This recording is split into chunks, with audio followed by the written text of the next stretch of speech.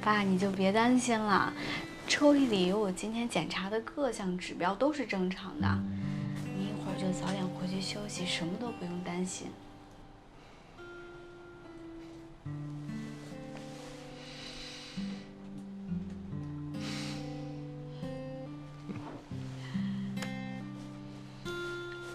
怕不怕？不怕。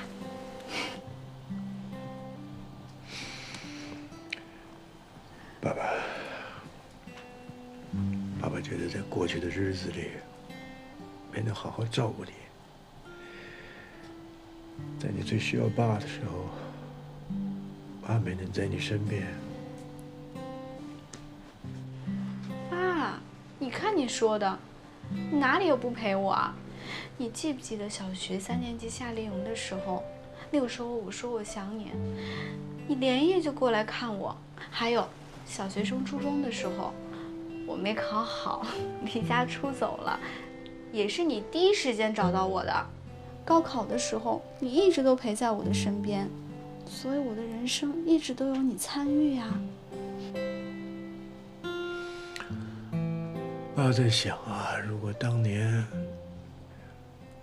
我能够说服唐明轩跟你结婚，或者是早一点能够找到你，你就不至于变成今天这个样子。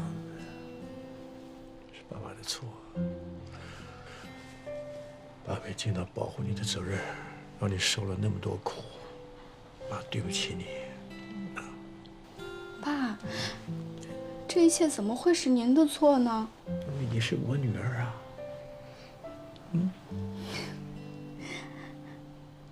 我以前觉得吧，是明轩哥的错，是庄阿姨的错，还有您的错。可是，在我现在看来，都是我的错，是我当时的任性和不懂事。我那个时候以为，我所有的得到都是理所当然的。还有，我不能接受明轩哥对我不是爱情的落差。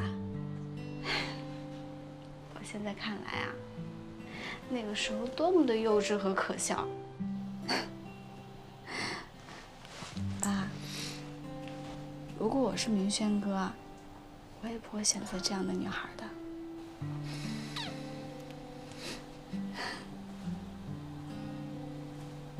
长大了，真的长大了。给爸爸抱一下。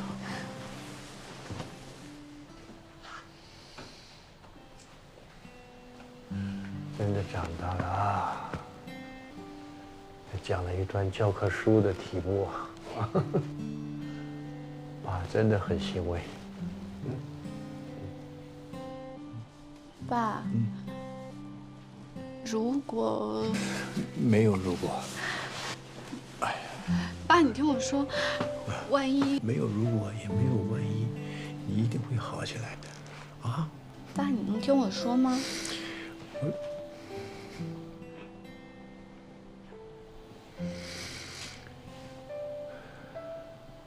你说，我说的是，假设，也希望你们能够好好的，你还有哥哥庄阿姨，好好的生活在一起，快快乐乐的在一起。只有这样，我才会觉得我这趟没有白来。你答应我吗，爸？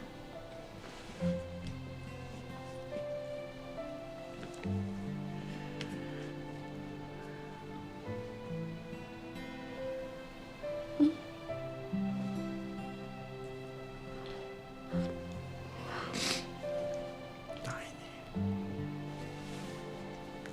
爸，答应你啊！你说，你别哭。我明天会好好的，明天起来好好做手术，打败病魔。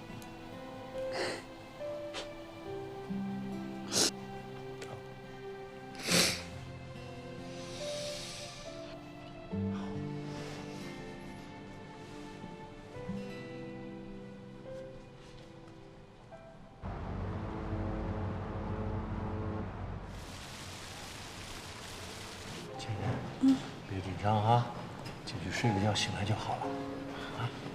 爸，有你们在我身边，我一点都不害怕。等你病好了，阿姨亲自给你做好吃的啊。我要吃红烧狮子头。我在门口等你啊。对不起，家属请留步。爸，哥，爸，你答应过我的，还有哥哥，你之前也答应我的，记得吗？那我就放心了。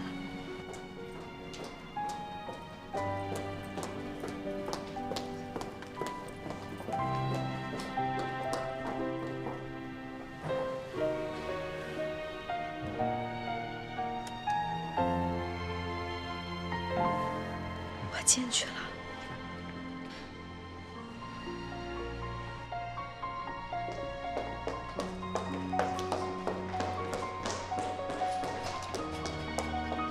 倩倩，是莫非吗？明轩哥也在吗？不在。明轩哥，你答应我的，等我好了，我们一起去游乐园。我当然记得。倩倩，你不要怕，你应该知道，这些爱你的人，我们都在门口等着你。倩倩，你要加油，我们都在呢，等你出来好不好？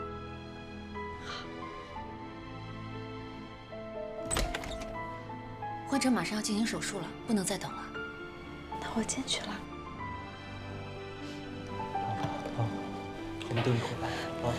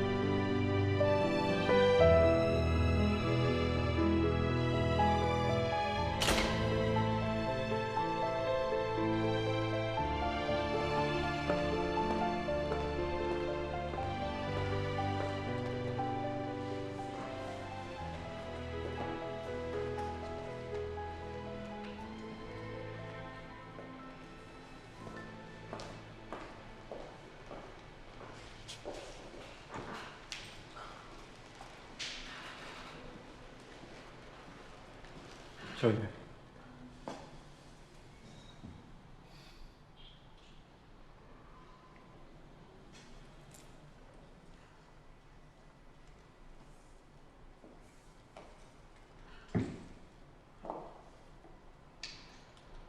突然想到了我妈。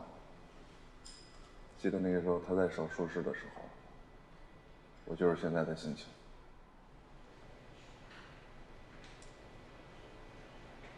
你还在怪冯叔啊？要不是因为他外面有女人，我妈也不至于。所以，倩倩对我来说特别的重要。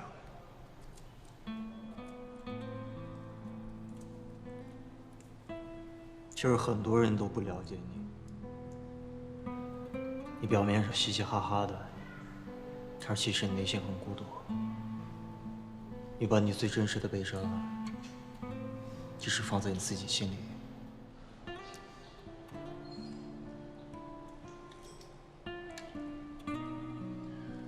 不愧是明远的弃二代啊！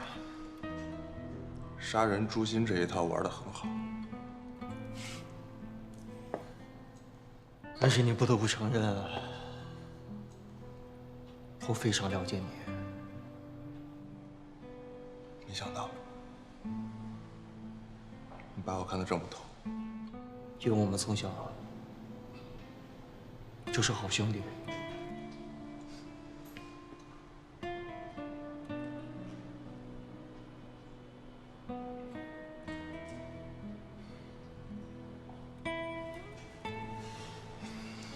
程明轩，如果老天让我这一步，今天让倩倩从手术台上下来，我也会退一步。经历过往，我绝不重提。但如果老天没有让我这一步，我方小鱼这辈子都不会原谅你。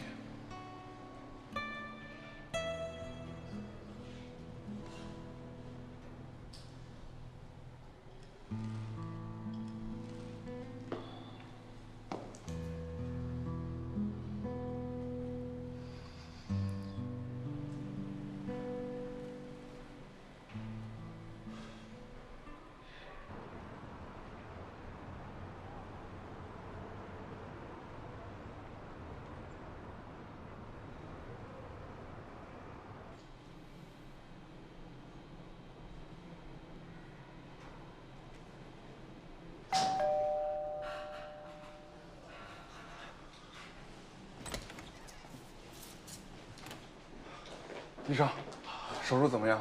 恭喜你们，非常成功。患者的肿瘤已经被切除了，下一步就是恢复治疗了。那眼睛呢？眼睛能恢复吗？患者由于刚刚做完手术，之前被压迫的视觉神经恢复还需要时间，所以视觉还要过几天才能恢复正常。谢谢，谢谢你，谢谢。不客气，不客气，谢谢。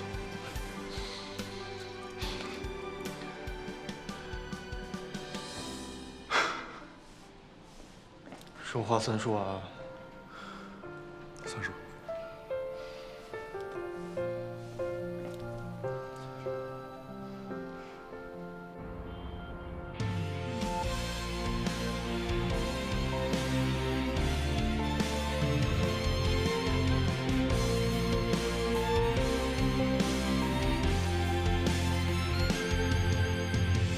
流水的时光从不停留，天上的星辰不曾坠落，心中梦想藏了多久？怀揣理想等了很久，可否让我牵起你的手？你的身边一直会有我，哪怕走到世界的尽头，我会陪你走到最后，想奔跑到最高最遥远，想拥抱在最灿烂的每一天，想看见人生征途的真爱人，你最懂得我幸福的奋斗。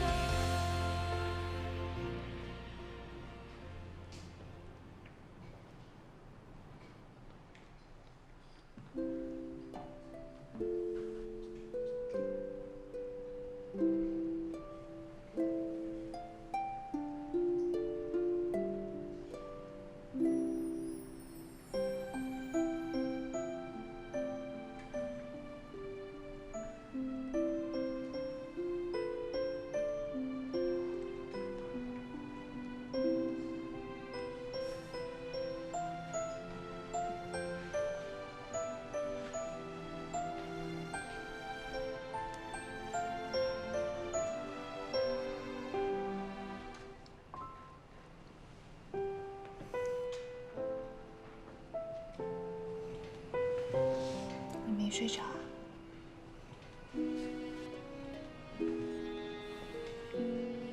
是你把我吵醒了。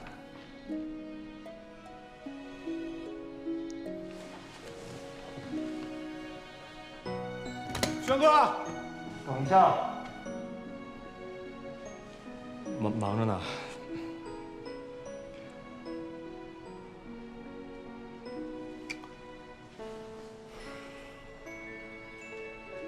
看够了吗？啊，不是，那你继续忙吧，我先走了。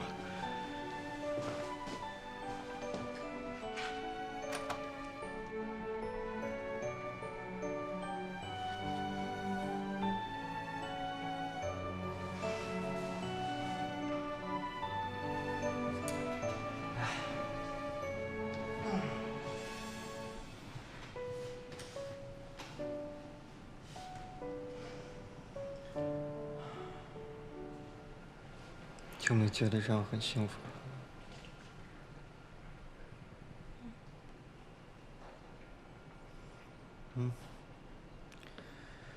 几点了？我刚刚来的时候都11点了。程阳怎么能拉着你一起加班加到这么晚？哎，这话应该是我问你吧？我可从来不强迫我的员工加班啊。是，你是不强迫，可公司老板都在这里随时备战，那你说员工敢走吗？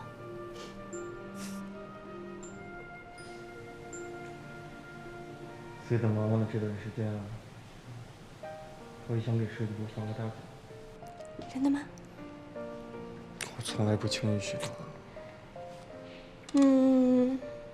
那我就替所有设计部的职员谢谢你了。要如果休假的话，你想去哪玩啊？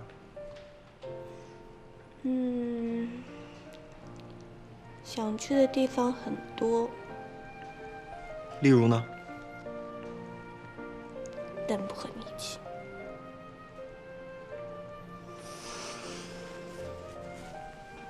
你不跟我一起去，是想跟谁啊？不是，是我去的地方都很艰苦，你肯定不行的。你怎么就知道我吃不了苦啊？好，那我问你啊，你可以睡有蟑螂的屋子吗？不可以。那你可以喝不过滤的水吗？不可以。那你可以3天不洗澡吗？当然不可以。所以咯，怎么一起旅行？哼，还是我自己去吧。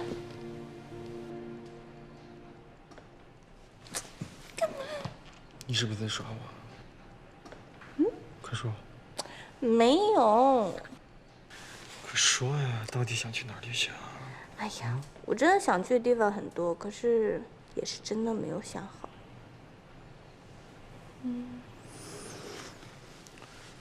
既然你现在想不好，那我就先带你去一个好玩的地方旅行吧。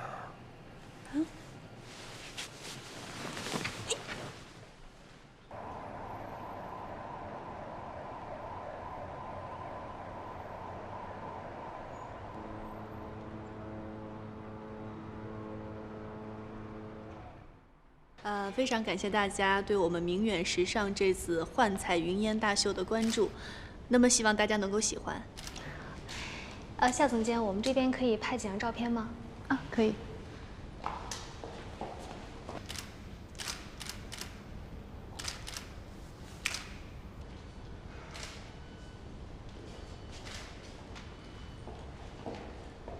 辛苦了，夏总监。谢谢。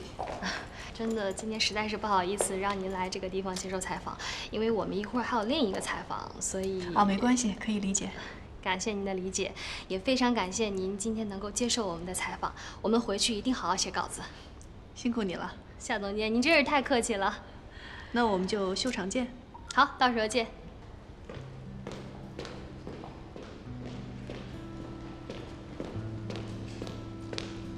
雪玲，严雪，哎呀，真的是你啊！好久没见呢。真是好久没见了啊！你可还是那么美丽动人呢。你也不差嘛。什么时候回来的？啊，刚回来。你等我一下啊。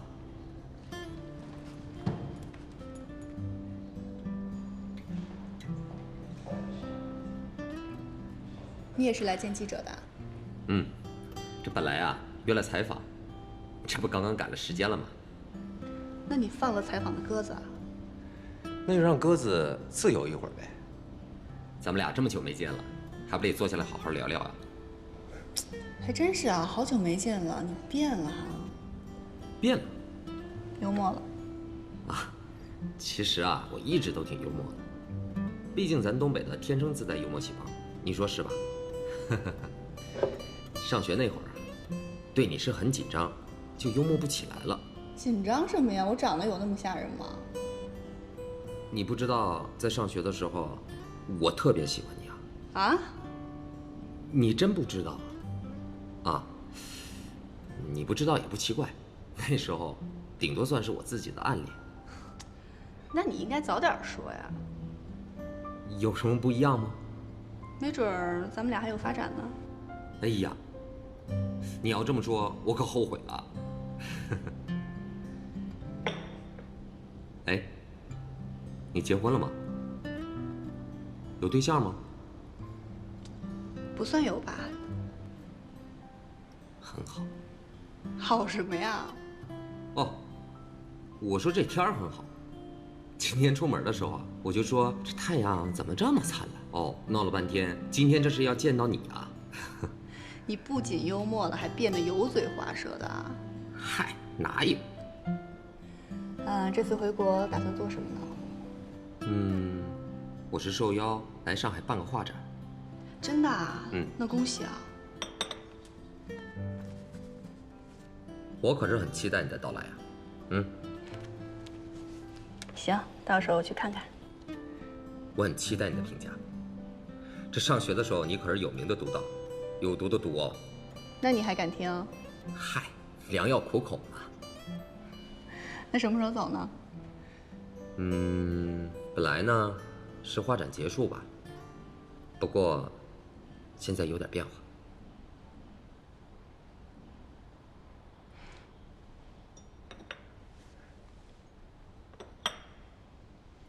话说你什么时候回来呀？我现在还没确定呢。你怎么还没订票呢？机票会越来越贵的。我知道，可这不是我定不下时间嘛。不过倒是你那边应该3点了吧？怎么失眠睡不着啊？不是，这不是快开学了吗？我在赶作业呀，我真是1分钟都不敢睡觉，时间实在是太紧张了。哎，对了，你作业怎么样了呀？我还没做呢。你到现在还没做呢？这过几天就要开学了，你是不是不想毕业了呀？是因为公司这边事情特别多，所以就没有时间做。拜托，这次的作业可是要记录在档案里的，万一毕不了业怎么办呀？我知道，我忙完这次大秀，我就马上回去，然后我又去找驻马好好写作业，所以能不能拜托你帮我这事情？哎，打住啊！你不会是想让我跟安德烈请假吧？我亲爱的菲菲，你怎么这么聪明呢？所以你能不能帮我忙？这我怎么跟老师说呀？你那么聪明，肯定有很多办法。要不你就说我生病了，好不好嘛？求求你。好吧，好吧，我去想想该怎么说。可是你要尽快回来啊，不然我就要换室友了。你最好了，我不跟你说了，我上班要迟到啊，拜拜。这次我们新品一旦面试，少说也得赚到1个亿。岂止，我觉得至少2、3个亿。哎，行了，这先赚1个亿再说。我感觉我们组可以，但至于别的组嘛，那就不知道了。喂，你说谁呀？我忘记了，你不是我们组的，你是程阳组的。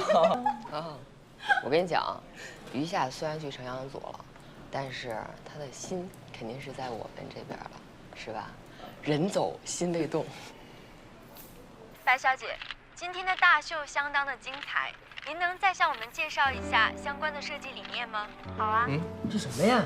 我们海耀集团这一季的主题是水天一色，我们即将展现低调素雅的中国色彩，同时，我们也希望展示出我们的中国风设计是如云烟般轻盈，并不是大家印象中那般厚重。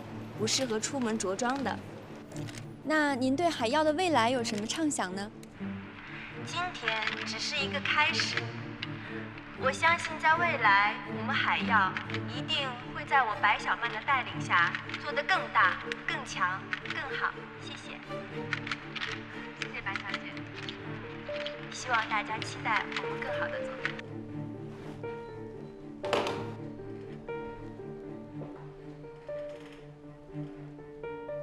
他们抄袭的是一部分，还是全部啊？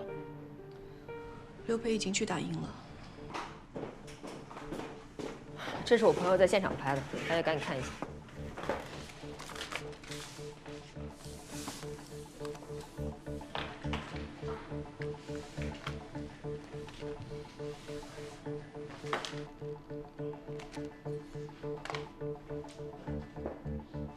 程瑶，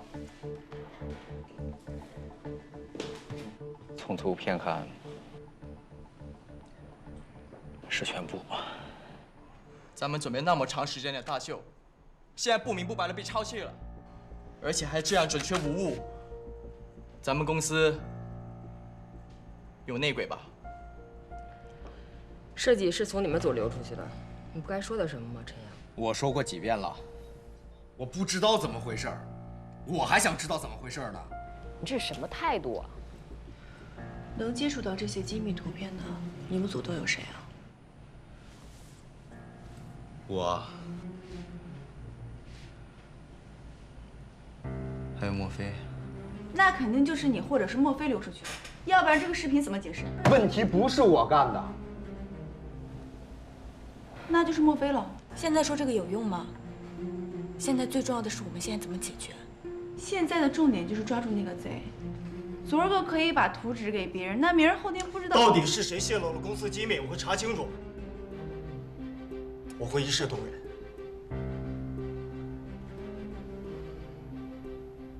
通知保安部，把项目从开始到现在为止对准了城阳设计师门口的所有监视器，把所有素材给我调出来。刘培，你通知一下公关部门，跟他们说一下，把之前所有的新闻稿全部撤回来，而且通知各大媒体，通知他们咱们的发布会延迟。好。还有，让网络部门同时查一下咱们公司电脑是否有被黑掉。从现在开始，全部给我提起精神，在下一次发布会到来之前，设计出所有的新品。好，我去处理。唐总，凯曼那边，我去找方小鱼解决一下模特的事情。明阳今天晚上几点的飞机到上海啊？晚上8点。所有的行程照旧，但是在整个的过程当中，不要告诉他我们的发布会延迟，我来亲自跟他解释清楚。大家都清楚唐总的意思了吧？从现在开始，做好手头上的每一件事情。其次，配合公司的调查。散会。陈阳和莫威，你们俩留一下。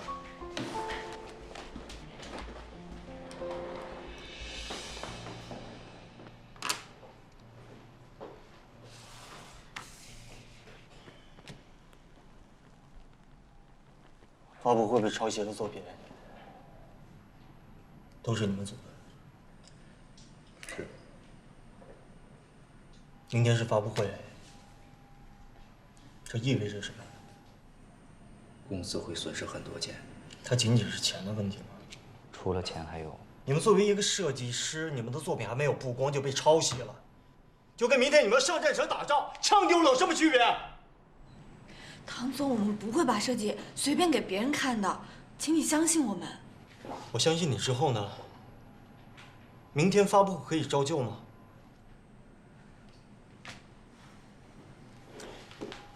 在事情没有查清楚之前，程阳，你是组长，这个事情由你来负责。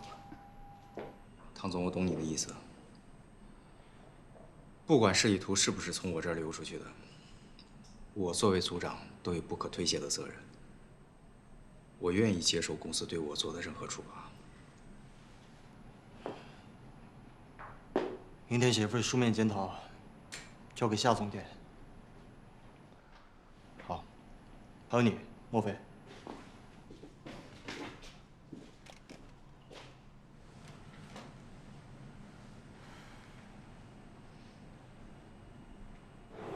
那个设计图又不是你们两个泄露出去的，凭什么让你们两个写检查？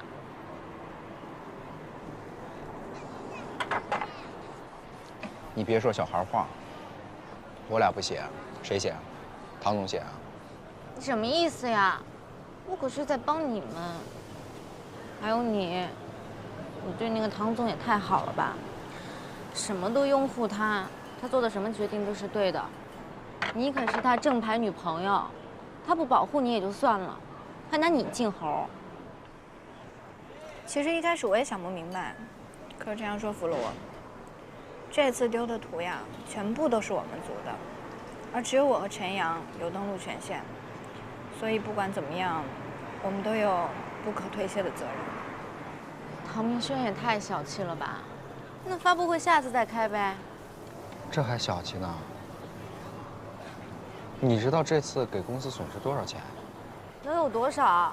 场地费、你们俩工资，还有那些乱七八糟的模特费什么的。多多不是这样算的，公司呀要靠这一季的服装去卖钱盈利，而且还有一些其他的业务，比如收购，这些都受到了影响。如果真要给出一个具体数字的话，至少有大几千吧。几千万！哇，唐明轩没有把你们俩给打死啊！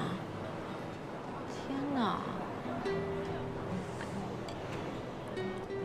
不对，那为什么写了检查要交给那个夏雪玲啊？他不知道你们什么关系啊？他什么意思啊？电话给我。哎，多多，我问问他。多多，该说说，不该说别说，这不拱火吗？你也知道有火是不是？没有火我怎么拱呢？我跟你说，莫非，你不要写，程阳写了就写了，你千万不能写。其实呢，给谁写检查，我并不是很在意。你就是太大度了。我犯的错误，我自己会承担的。好啦，干一个。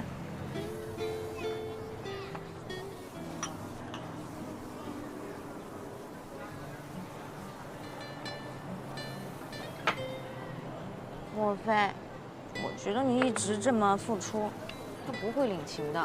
你一直付出，付出，付出，他看不到的。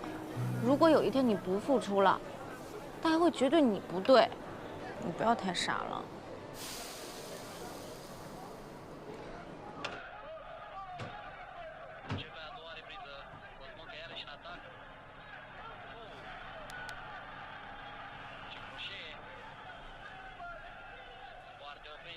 呀，你喝酒了？有人找我吗？啊？算了，没事。大晚上的哪有人找？我说你电视声音能不能轻一点啊？我要睡觉了，这样很吵。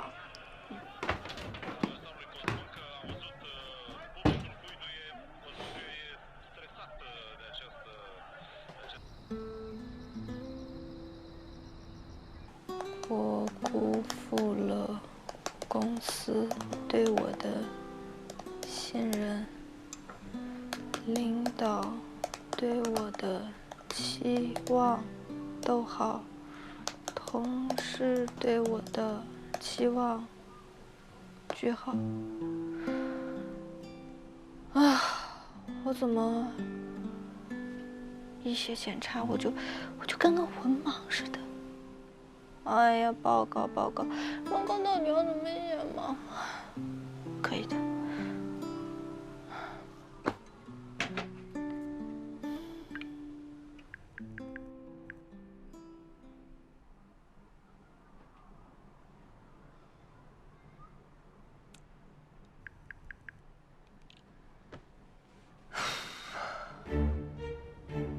为什么定好的发布会会突然取消？真正的原因是什么？可能您的了解会有一些误差，我们的发布会不是取消了，而是要延期举行。不管是什么样的原因，这样的事情都不应该发生的吧？我不否认。汤先生，尽管我能理解贵公司的处境，但是是您公司单方面的问题，导致发布会不能如期召开，我们之前的框架协议也就作废了。很遗憾，我们的合作没有达成。我和我的助理将返回法国，我们必须向公司解释一下这次终止合作的原因。首先，作为公司的负责人来说，我要非常真诚地向你们道歉。但是我们中国人有一句话呀，“塞翁失马，焉知非福”。我希望等我们的发布会再次举行的时候，到时候我再邀请您过来。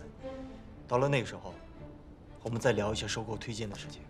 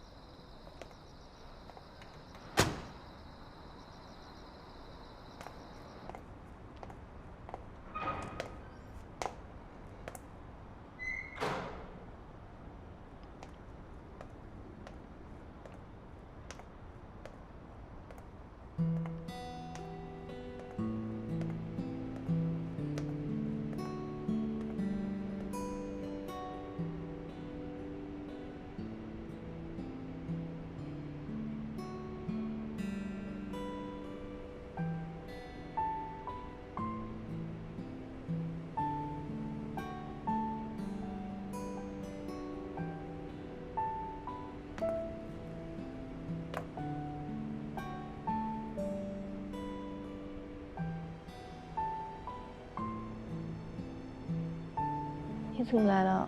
不是去见米娅了吗？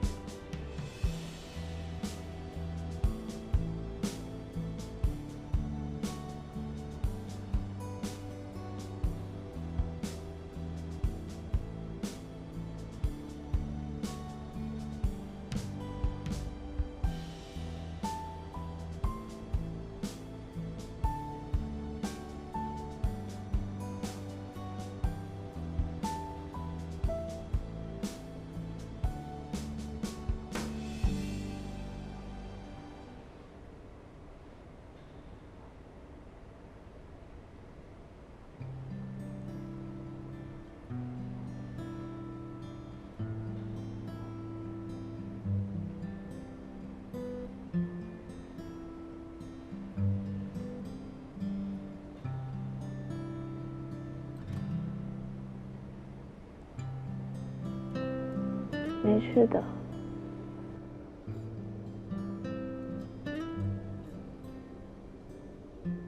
都会好起来。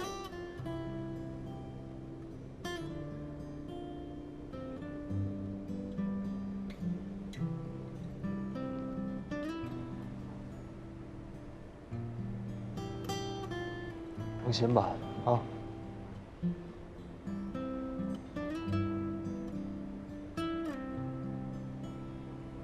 你这么晚跑这来做什么呀？不知道检查怎么写，就想出来转转。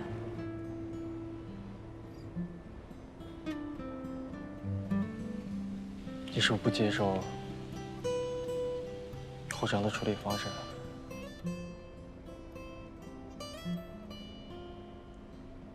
如果我说没问题的话，你会不会觉得我是一个特别懂事、为别人着想的女孩子？不管你说什么，你都是一个特别懂事、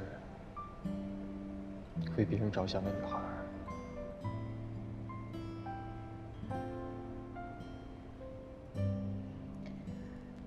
我知道这件事情给公司带来了很大的损失，你的做法也是完全按照公司的规定。其实我100%的理解，可是你作为我的男朋友，能不能理解我？哪怕只有10%。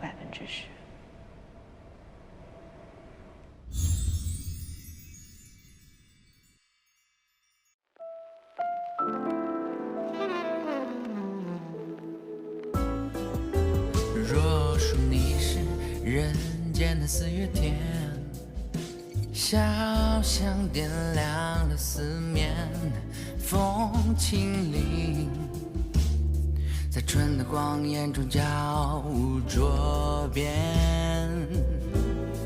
你是4月寒天里的云烟，黄昏吹着风的软，星子在无意中闪，细雨点洒在花前。最是那一低头的温柔，像一朵水莲花，不胜凉风的娇羞。时光如水，总是无言。若你安好，便是晴天。最是那一低头的温柔，若你安好，便是晴天。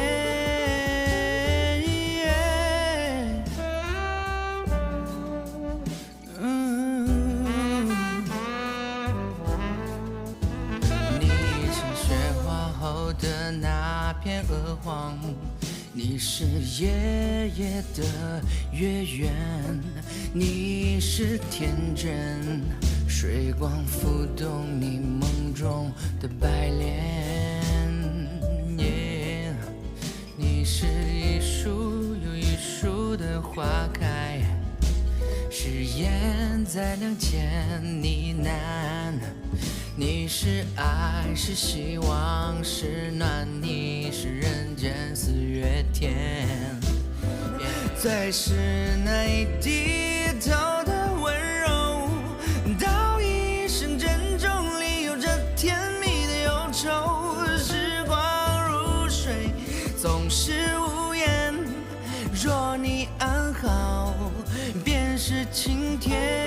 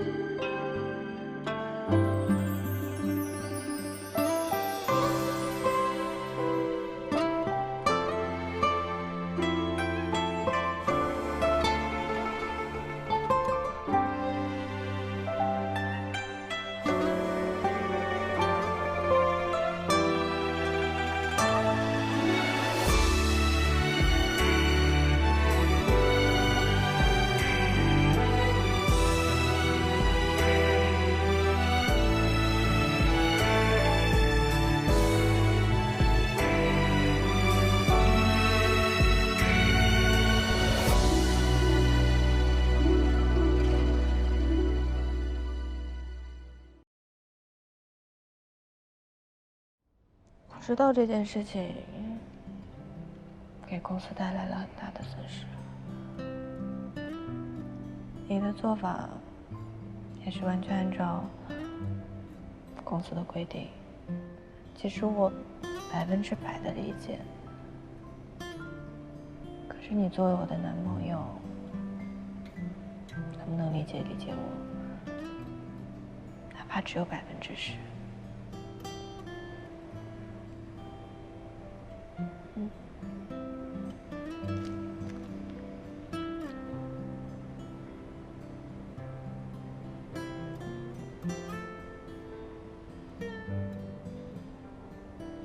怪我，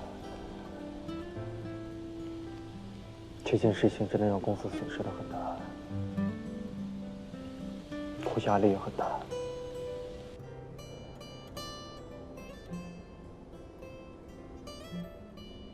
谢谢你。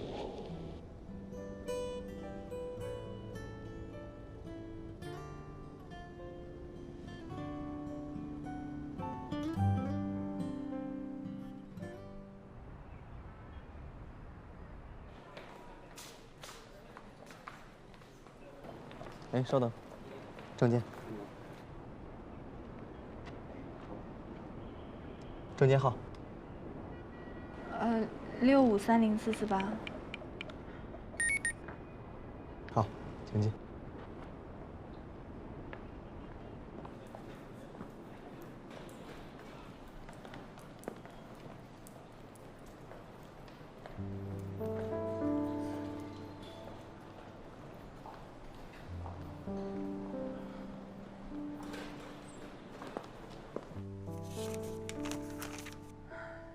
如果没有什么事儿的话，我就先出去了。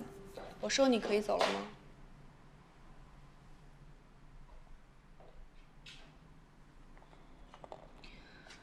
丢失设计图这么重要的事儿，写个检查就可以了事儿吗？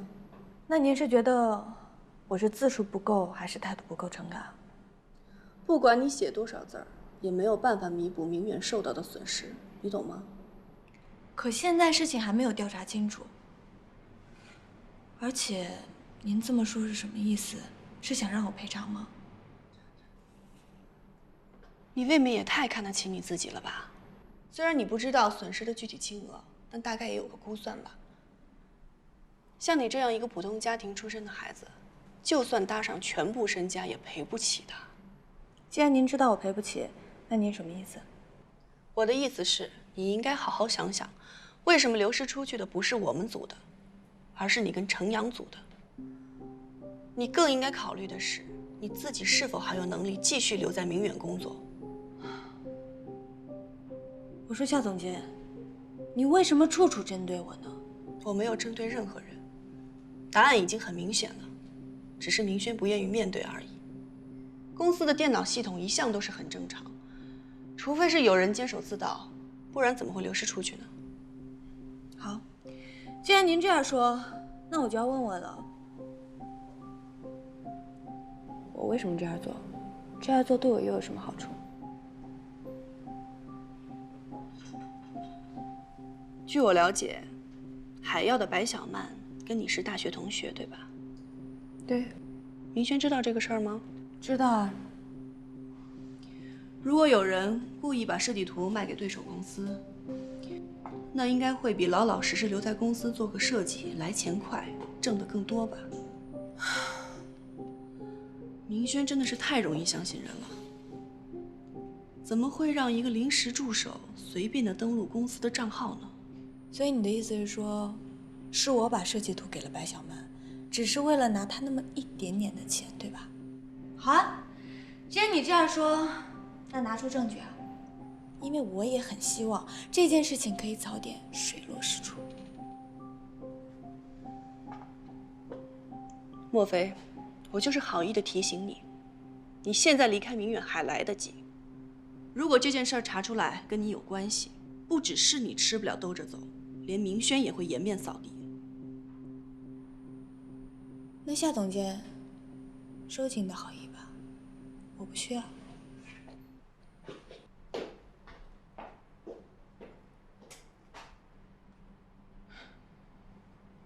唐总，公安部那边已经打好招呼了，撤销了所有关于发布会之前的消息，同时撰写了关于发布会延期的稿件，已经发给纸媒和网络媒体了。监控呢？我和嘉熙分别查了从项目的开始到昨天的所有录像监控，除了咱们公司的员工，没有外来的员工来了我们设计室。那我们的网络情况怎么样？网络方面我们查了，没有被黑客侵入的迹象。电脑也查了，没有植入木马病毒。但是在莫非和陈老师的设计账号的时候，有一些发现。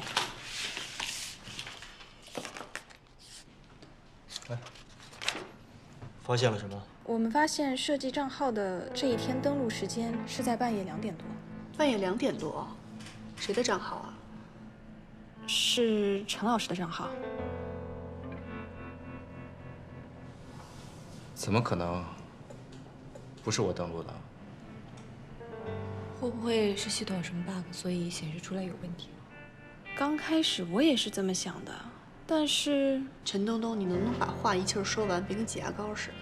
但是我们查了所有的浏览记录，发现流出去的照片和这一天的浏览记录都是一样的。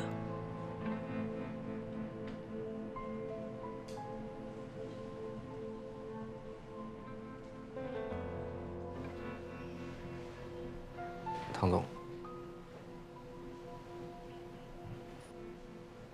我是不是说什么都没有用啊？我是想听你说真话。真话就是我没有干过损害您和公司的事情。那浏览记录是怎么回事？我不知道，我真不知道。设计图稿2个星期前已经出完了。我现在主要盯的都是制作方面的问题，我已经很长时间都没有看过了，而且就算看，我不可能在晚上2点看。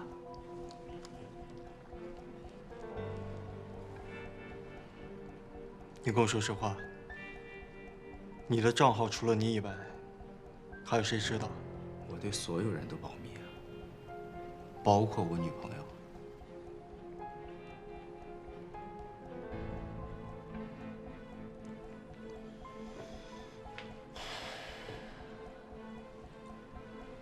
知道这个事情，我是公司的管理者，我必须要给大家一个交代。我明白，唐总。这样的话，我只能用辞职来证明我的清白了。你辞职有什么用？你现在辞职，大家只会觉得你心虚了，你更什么都证明不了。但是我确实没有办法证明。说这个浏览记录与我无关。我大概明白了。这样吧，程阳，我跟你表一个态。虽然这个事情对于公司来讲损失真的很大，但是我不会轻易找一个人来背这个锅。你回家里边好好休息几天，好好想一想后续的工作怎么进行。毕竟能够挽回这样的一个损失，只有出好的作品才可以。我明白，谢谢你，唐总。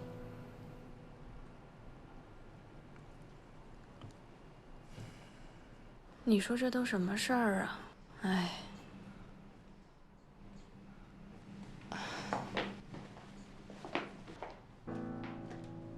你还好吗？跟他解释清楚了吗？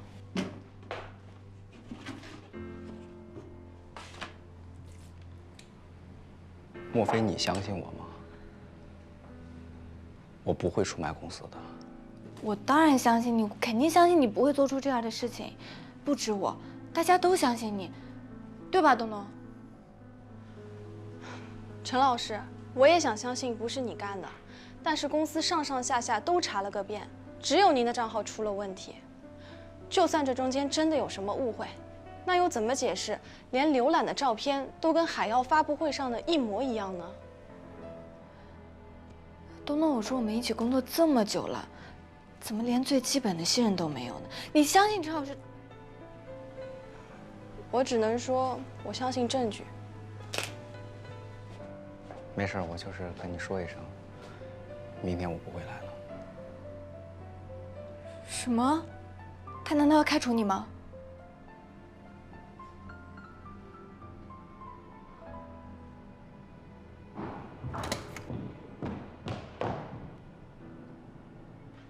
我们聊聊吧。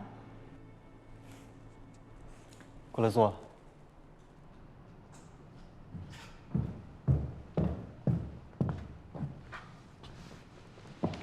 这是怎么了？嗯？现在整件事情都没有调查清楚，不能因为陈阳的浏览记录和泄露的图纸一样，就认定是他做的。可你现在停他的职，就相当于告诉全公司，他就是贼。你刚才不也说了吗？整个的过程都还不清晰。其实我跟你一样，我也不相信程阳会做这样的事情。但是我们在评定的整个过程不能太主观。我要给全公司上下和所有的员工一个交代。好，那我再问你，陈阳为了水色的付出，大家都是有目共睹的，他为什么要拿起石头砸自己的脚呢？莫非，你不觉得你现在管的有点越线了吗？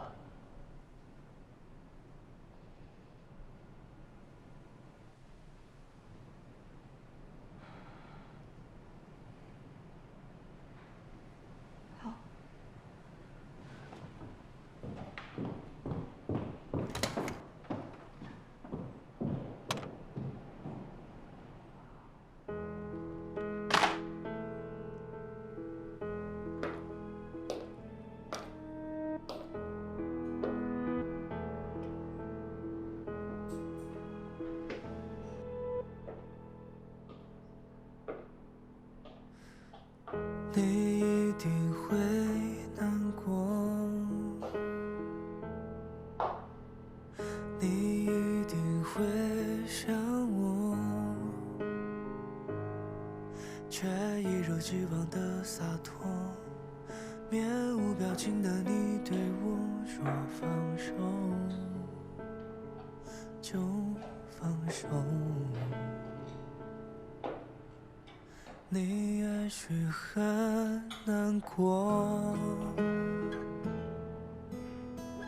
你也许很想我，恭喜你提前杀青了，我续集背景的角色独角戏全给我。假如你要我陪你疯，又为何把你真心带走？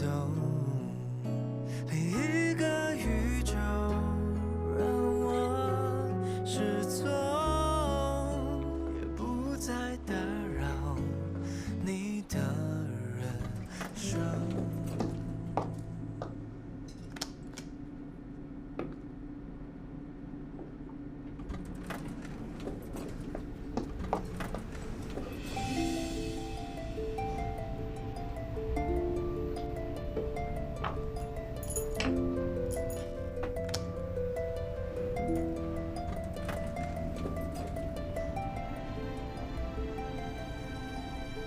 没想到你们组这么快就要散伙了。散不散伙，也是唐总说了算。也是，你本来就是过来实习的。我要是没记错的话，你好像快开学了吧？我会等到这件事情水落石出的时候再走的。为了不耽误你的学习，看来还是得请有关部门过来处理。什么意思？字面上的意思。你要报警？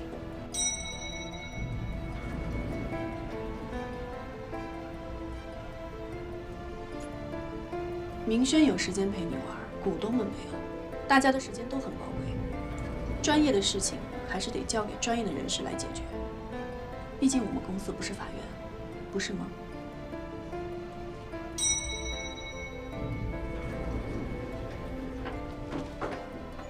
你要干嘛？给我5天的时间，我会证明陈阳的清白。你有什么资格要求我？你不是一直希望我离开明远吗？如果在这5天之内我没有证明陈阳的清白，我会卷铺盖走人。怎么？不希望我离开啊？好，最多2天。3天，也不要太过分了。否则的话，我就会一直在明远待下去。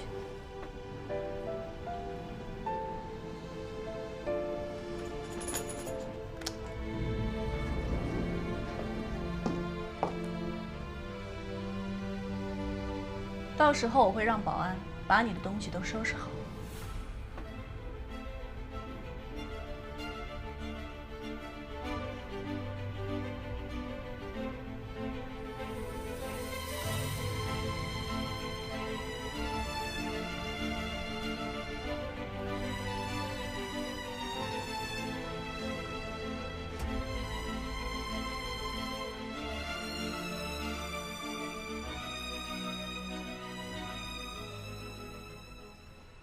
因为发布会的原因，公司的股票一直在跌。对不起吧。SLC 的收购，我们花了这么多的时间，这么多的钱。SLC 的收购对公司来说打击是沉重的。接下来如果再发生一件类似的事情，后果不堪设想啊！爸，我辜负了您对我的信任，但是我希望你可以相信我，我可以把后续的事情处理好。最近夏叔叔家有没有去啊？没有。经常过去走动。公司现在是多事之秋，争取夏家一家人的支持很重要。我有能力可以自己处理好。明轩啊，这些年你应该清楚，很多的事情我不想插手，但是牵扯到公司的存亡，我必须要管，这是性质上的问题。你得清楚的知道，你现在承担的不是对某一个人的责任，是整个企业它的存亡和未来，是我们明远集团所有员工的饭碗。你是我的儿子，企二代，你的这个命运改变不了，这就是一种归宿。你要知道，总有一天我夏叔叔或者是方卫国要退出历史舞台，所以对于你来说，要成熟，要稳重，让自己强大起来，你才能承担一个企业，明白吗？我懂了。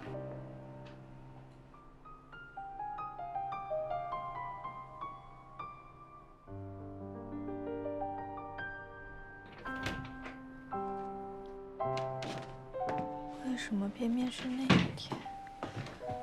那一天，这一天到底有什么特别的？念叨啥呢？哎，磨着了。吓死我了！去给我拿可乐。你还喝可乐？可乐很胖的。我有人要了，快点。我看你就是想使唤我一下。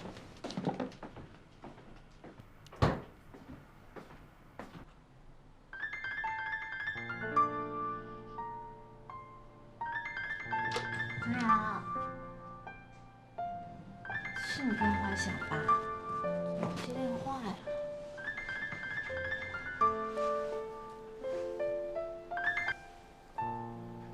哎，喂，陈阳，我说你好好想一想，那天到底发生什么？你和谁在一起？为什么2点钟会登录呢？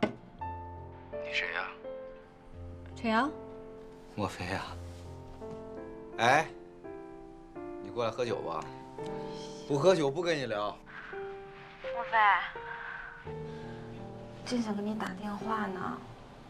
他喝了好多酒在家，怎么回事啊？到底？还是因为设计图那事儿吗？还没查清楚。怎么现在连班都不上了？那样割骨的，这不是草菅人命吗？多多，咱别这么没文化啊！哪出人命了？草菅什么草菅？给我闭嘴！这个事儿到底是谁在查？是你们家唐总吗？不行，我明天亲自去趟公司，好好找他说理去。多多，我说你先不要激动，这件事情现在有点复杂。不复杂，我跟你说，莫非一点都不复杂，不是那样的人，而且他根本就没有那胆子。多多，现在不是赌气的时候。我可没跟你赌气啊！我们家男人几斤几两，我知道。他根本就不是那种人，要不然他早就不要我了。我们也不可能在一起这么久，你知道吗，莫非？哎呀，这样吧，你看陈阳的状态也不好，这2天他也肯定上不了班了。那你就好好照顾他，多陪陪他，就当是放了一个长假，好不好？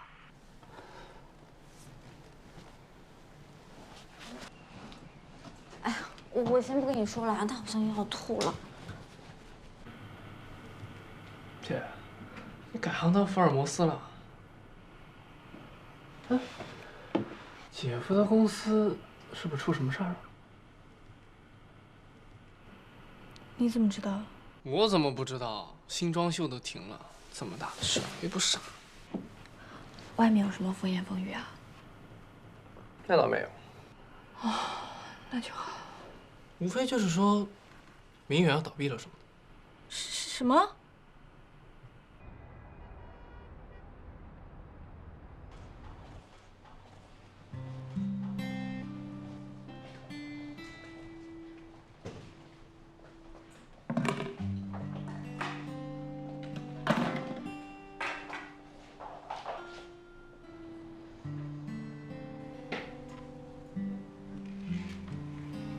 醒了。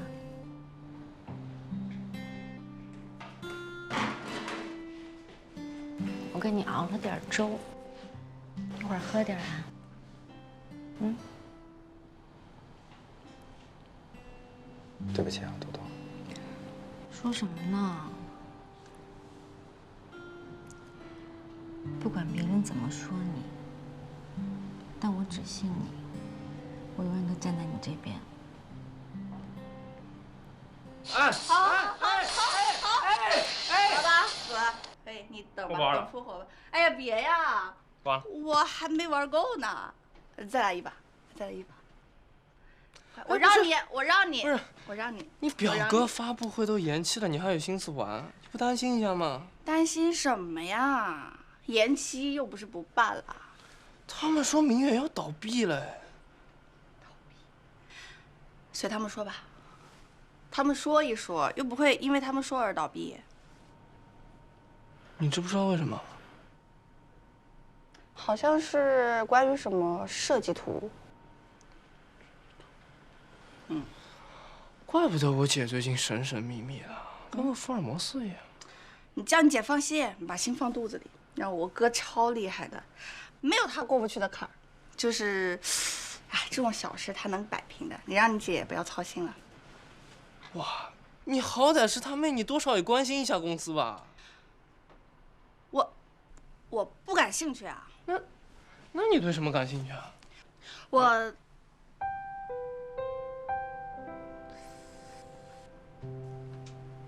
哎呦，你真讨厌！你看我死活也不跟你玩。哎，你别走啊！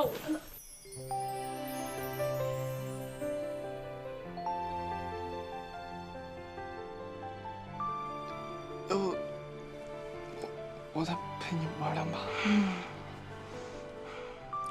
那我就好心再陪你练2把吧。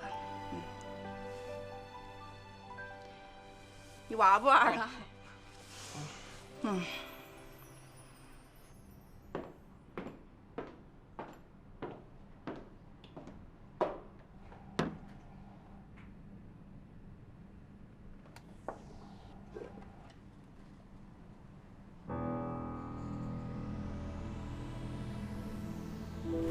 昨天最后谁跟超好在一起啊？沈佳熙啊。2点14，进门时间。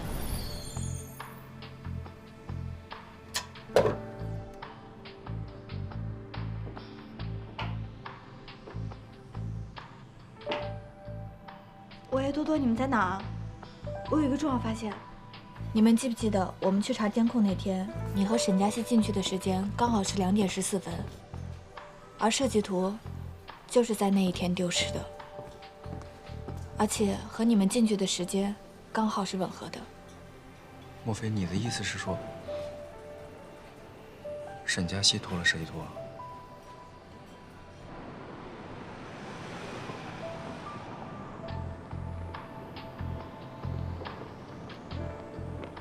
哎，抱歉，证件。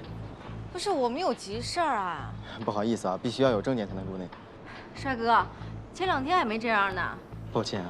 多多确实是这样，设计图丢了之后，公司管的就特别严。要不我先进去跟沈佳熙聊，毕竟是我们那么多年的朋友。你这样的态度，我怕会激化矛盾。那我们在外头等你。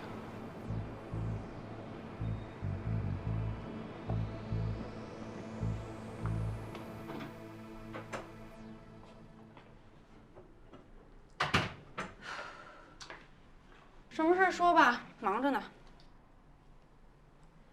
聚餐结束那天，你是几点把陈阳送回宾馆的？你没完了是吧？我可没那么多功夫陪你闲聊。他电脑登录的时间，那个时候你正好和他在一起。你说在一起就在一起啊？宾馆的监控录像都有记录。然后呢？你想说什么？所以设计图是你给海瑶的吧？莫非你是没吃药吧？设计图丢了跟我有什么关系？你说监控录像里面有我跟程阳在一起的时间记录，那有没有记录着我跟程阳都干了些什么呀？有吗？这些证据你拿到法院讲法的地方，他有办法证明就是我亲手偷的设计图，再把设计图纸亲自给的海耀。可至少你有嫌疑。对，说到嫌疑，难道不是程阳的嫌疑最大吗？哦，对了，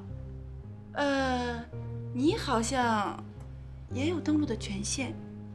现在证据没有查到你，你就敢确定你真的就那么干净吗？沈佳熙，我说你什么意思？我们认识这么多年，我什么样的人你不清楚吗？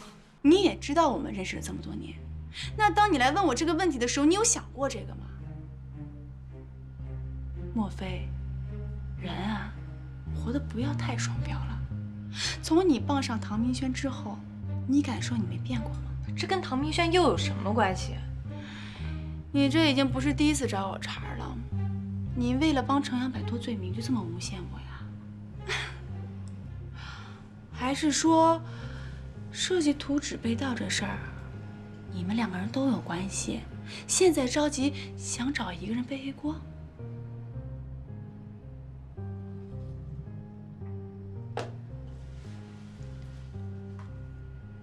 沈佳熙，你自己做过什么，你自己心里清楚。我自己做过什么，我心里还真不清楚。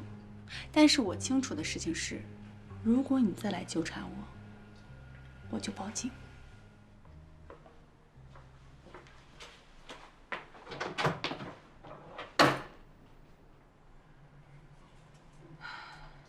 所以你今天是去找沈佳熙谈判，然后失败了呗？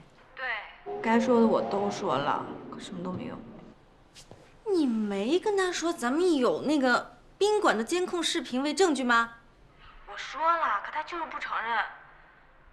看来我们只能想想别的办法了。我看他现在是反了吧？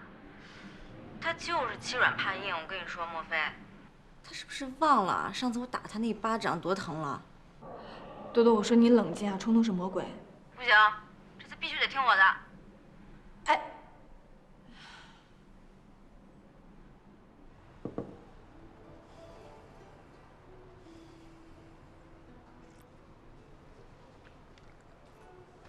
哎，面来喽，面来喽！看看，香着呢，等急了吧？来来来，慢吃啊，慢用。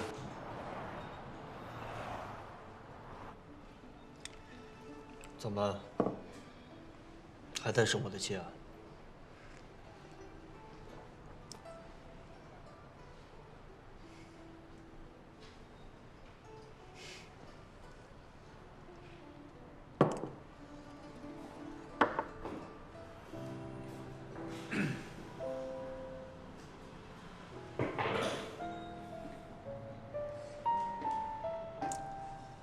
我承认是工作的时候我态度不好，我跟你说声对不起。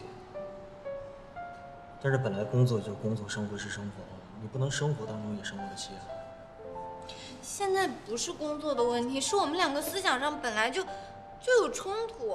那每一个人的思想他本来就是不一样的，更何况遇到工作，我们大家立场也不一样。可是我们现在说的是陈瑶，他是你自己找来的设计师，而且现在这件事情都没有调查清楚，你就完全推给他。是这样，他首先是我们俩共同的朋友，我们应该相信他，对吗？但是在生活当中，你我包括他，我们都会出错，出错没关系。我只是想知道背后的事情到底是为什么。你看，你现在就很主观，你一直在给他做有罪的假设。你不主观吗？除非今天你跟我说一个确切的理由，可以证明程阳跟这个事情完全没有任何的关系，那我今天我会当着你们两个面前向你们道歉。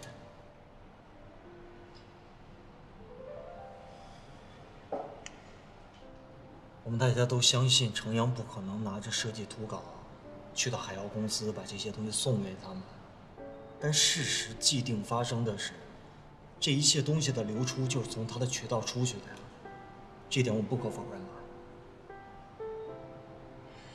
其实，算了，这件事情马上就会有结果。再不是面的两个。今天我们两个吃一碗面好不好？我吃蟹肉，还有面，你喝汤。那怎么了？我吃肉，你吃面。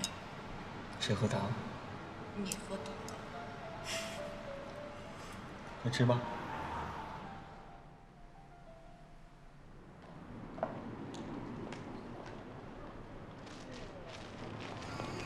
沈佳琪，你这个害人精！我们家程阳怎么你了啊？你为什么要害他？你有病是不是？没吃药陪他吃药去，上次打还没打够是不是？我告诉你，我就是给你脸你不要，让你出去作证这么难吗？啊！我告诉你，你这样的贱人，这该被活活打死！我就不作证怎么了？你就多多，多多，你冷静点。程阳。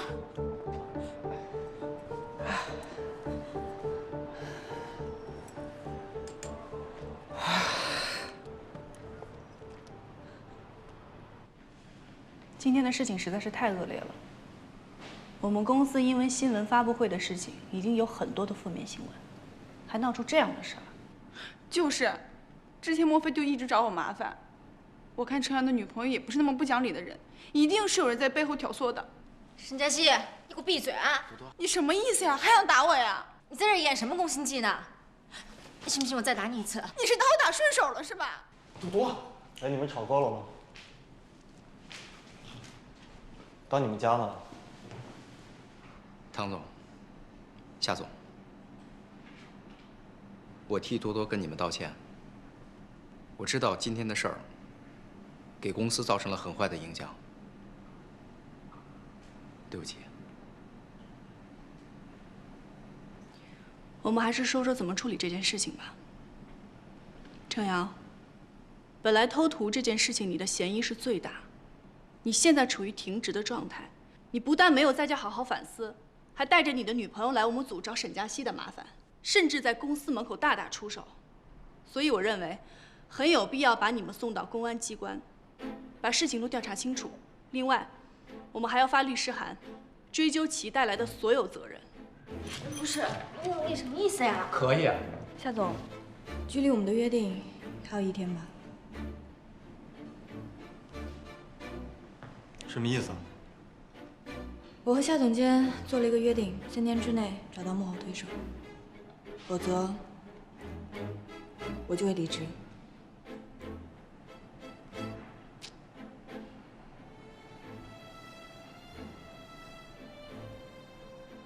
我同意了吗？我已经决定了。莫非1天时间找不到吧？只要有时间，就有希望。我想赌一下我的运气。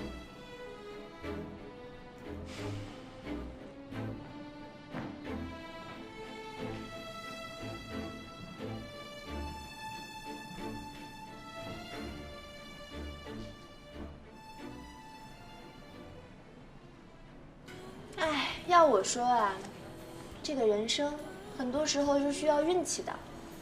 我就感觉我运气特别好，因为可以跟小美你作为同学。谢谢，亲爱的。好，我这记下。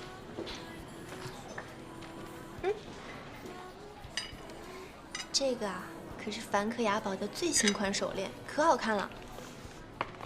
你又送我礼物，我都不好意思了。没关系，反正我的首饰也很多嘛。小曼，你对我这么好，我都不知道该怎么报答你了。报答什么报答？咱俩都这么多年老同学了，别说那客气话。你看你真好看。你说这个莫非也是傻啊？干嘛得罪你呢？又斗不过你。可能啊，我比他多的，就是那么一点运气罢了。你多的可不只是一点运气啊，你多的更是实力和你的双商。昨天莫非竟然像傻子一样的过来质疑我，问我是不是把设计图纸给了你和海耀。你说他无凭无据的就这么过来，不是自取其辱吗？谁说不是呢？哎呀，不过知道真相又怎么样？毕竟口说无凭嘛。我看这次啊，就连他的小唐总不会相信他了吧？明天就是他和夏雪玲约定的日期，真的好期待看到他可以卷铺盖走人的样子。哎呀，只不过啊，可惜了那个程阳。我觉得他是一个很有才的设计师。哎，你说他当初为什么非要选明远？他要是来我这儿，也就没这些事儿了。那个程阳就是一个怕老婆的软蛋，活该他背锅。别人聚会喝酒都是一小口一小口的抿，他恨不得直接钻酒缸里去。他也是，这男人不喝醉，女人哪来机会呀？对了，那天我把他送回去的时候，他醉得不省人事啊。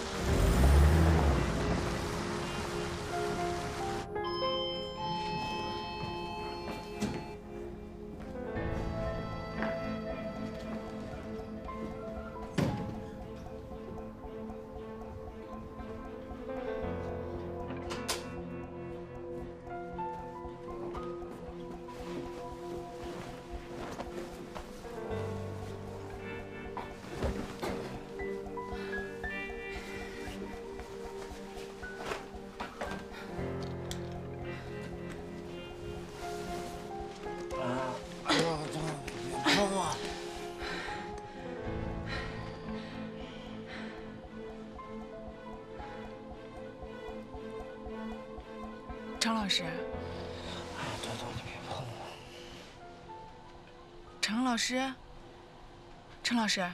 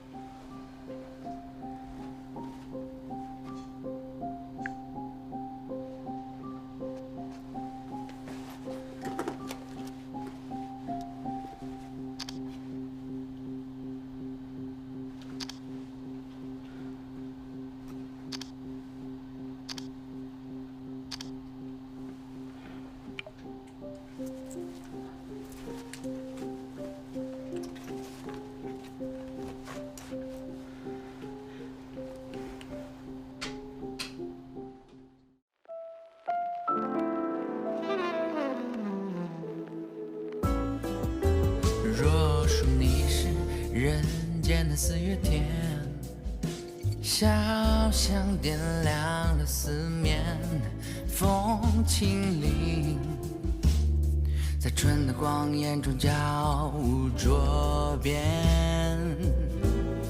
你是四月寒天里的云烟，黄昏吹着风的软，星子在无意中闪，细雨点洒在花前。最是那一低头的温柔，像一朵水莲花，不胜凉风的娇羞。时光如水，总是无言。若你安好，便是晴天，最是那一低头的温柔。若你安好，便是晴天。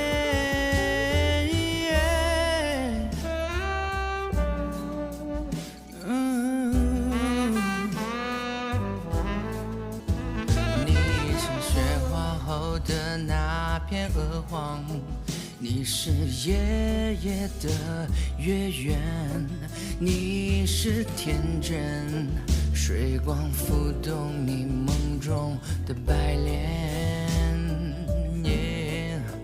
你是一树又一树的花开，誓言在能见呢喃。